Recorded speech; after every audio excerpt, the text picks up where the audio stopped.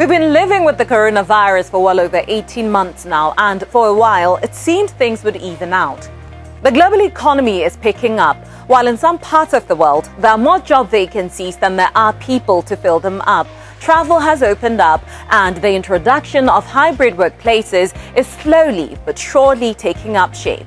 This follows a very turbulent period when the virus was on a rampage, destroying everything and everyone in its path. All this was, of course, before the vaccines, which have since been distributed across so many parts of the world, giving us hope, restoring a sense of balance, and calming mass anxiety and panic. All that seems to have been temporary as British scientists are sounding the alarm on a new COVID-19 variant that is reportedly much deadlier than the Delta variant, raising questions about the effectiveness of the current vaccines. The government of Botswana, through the Ministry of Health and Wellness, acknowledged this to be something they are aware of, while adding they will be undertaking further research and investigations with relevant organizational bodies. In the grand scheme of things, however, must we clutch our pearls and buckle up for another bumpy ride? Consultant cardiologist and pharmacologist Dr. Kiran Bhagat is here. Doctor, thank you so much for coming here on First Issues and affording us your time. We're here to get the COVID-19 pandemic update from you as a medical professional. Recently, we received news that Botswana recorded a new version, highly mutated, of the COVID-19 virus, the first of its kind in the world. And we want to know, is there any truth to this? And if so, what does that mean for us? The world has changed from the 23rd of November 2021 when Botswana and South Africa announced the emergence of what was then called to be 11259 variant, which is now called by the WHO Omicron, which means a variant of concern, detected in Botswana and South Africa. The 4 cases that were described in Botswana were actually in foreign nationals who have since gone back to their countries. We're not sure where their origin is, but they were not Botswana nationals. And all of the 4 foreign nationals were fully vaccinated. Subsequently, South Africa has published more data on more cases there, about 10 in total. But other countries have also picked up the same Omicron variant, Israel, Hong Kong and other places, and more recently in Belgium.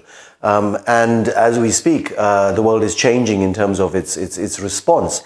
What has happened, unfortunately, for us in Southern Africa is that the global north, if you like, the UK, Europe, and now the United States, the Middle East, the Far East, and Australia have clamped down on all flights coming from Southern Africa, which includes Botswana, South Africa, Eswatini, Namibia, and Zimbabwe. With increasing numbers of the population having already received the vaccines, the arrival of this new COVID-19 virus, which is highly mutated, raises a whole lot of questions as regards if these current vaccines will be able to protect us. So do you have any information regarding that? Primarily as a result of the fact that this virus appears to be highly mutant, in the sense that it looks almost entirely different from the original coronavirus. We've talked severally on the issue of how the virus looks and how it has this crown of thorns, which we call spike proteins, to which all the vaccines that we've been giving in Botswana are effective in preventing those spike proteins from holding on to the system and getting into the body. This new variant has almost 50 different spike proteins on it. And so it's now being labeled as a virus of concern by the World Health Organization in terms of its transmissibility, and it appears to be severally more transmissible than the one we have here, which is the Delta variant.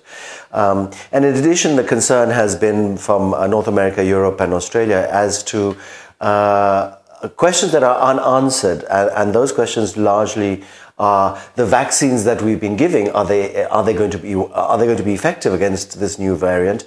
And the treatments that we've been using, are they going to work for those that are admitted into hospital? So these are major concerns internationally as well as locally.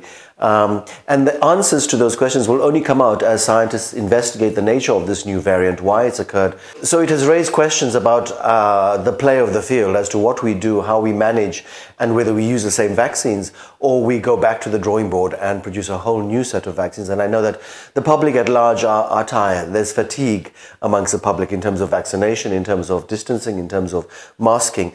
But it's important to remember, that COVID is here to stay. COVID is not going anywhere. It's here for the rest of your life.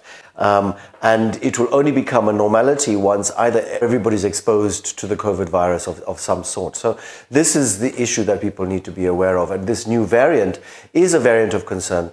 But we still need to be patient. We need to be mindful that it's only a couple of days since the discovery of what has been in Botswana, this new variant. It is important also to emphasize that the virus doesn't have a passport.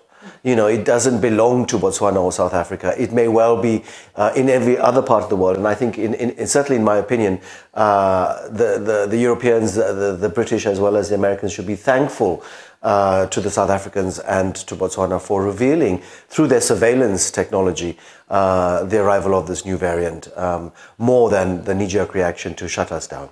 Doctor, there's been a spate of social media articles blaming getting vaccinated on a reported rise in sudden deaths. Is there any truth to this? And if you can, please give us, the possible side effects of getting vaccinated now in 2021. I think it's really important to understand that there's been a whole spate of misinformation and disinformation generated by social media. And, to be rather comical about it, a lot of what is generated is clearly generated by people who failed their science at primary school. You know, the words they use, the language they use, the grammar and the syntax tells you that these are not scientists. There have been a spate of media movies where people just suddenly fall down, and there have been football players and TV announcers, and sudden death from the vaccine does not occur. You know, it has not been described in the formal scientific literature, and we're not aware of it. And as you're aware, almost 6 billion people on the planet have been inoculated with some form of the COVID vaccine, and this has not been reported. What has been reported are incidents, both local in terms of pain in the arm, fever, and a flu-like illness, and in the rare case, particularly in the younger population, what is called a myocarditis, an inflammation of the heart that occurs after the vaccine. But in the majority of cases of this inflammation of the heart, there is very rapid spontaneous recovery.